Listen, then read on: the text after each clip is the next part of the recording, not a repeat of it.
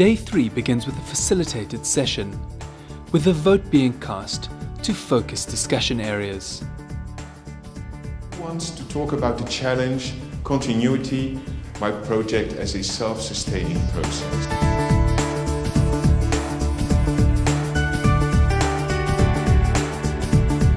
What you're really trying to do is to build recurrent access to resourcing to keep these things going. So the political stability could be gained through the project itself. No matter the government's change, no matter the political wills change at certain times.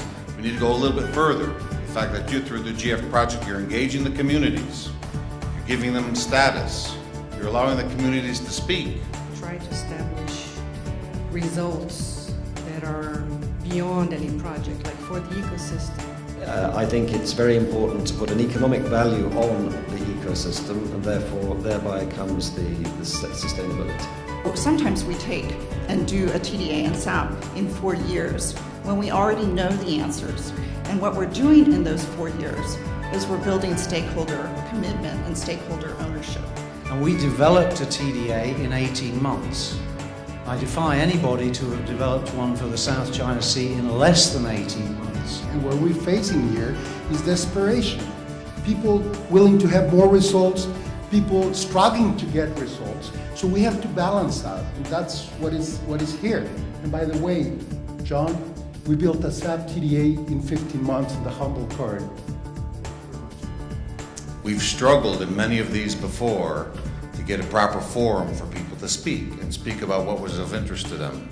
I think we need to take an important lesson from today. We need to schedule more time on pointed topics like this so we can have the exchanges.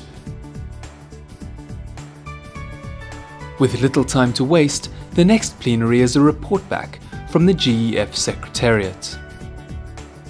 The areas which we are going to work in the future according to the comparative advantages are not necessarily the areas where we are working now. In a perfect world, these kinds of tracking frameworks should be a commitment that countries make under their strategic action program. And that's not just to leverage future GEF support to show that they can put these things in place, but also to put in place strong, long-term monitoring mechanism. We always strive to make connections between those sources of funding with our GEF projects in order to catalyze further change. But I think the good news is that there are high-resolution data sets out there. We heard this morning sustainability was mostly with the new countries, and so UNEP is obviously committed to support countries in their journey to sustainability. The scale of funding needed is large, and it's particularly large.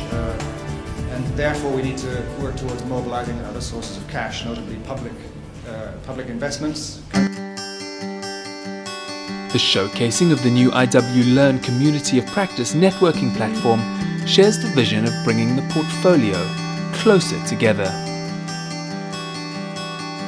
The development of this tool has been a time-intensive process, but with proper participation, it promises to be a powerful mechanism, allowing projects to work and grow stronger together. We are a family, that means we might not always get along, but it does mean that we have to help each other. Thank you very much. A session on engaging the private sector shares lessons learned from involving the business community in GEF IW projects. On a sobering note, a presentation on dead zones caps off an incredibly busy day. By the middle of the century, can we afford to feed 9 billion people without destroying nature?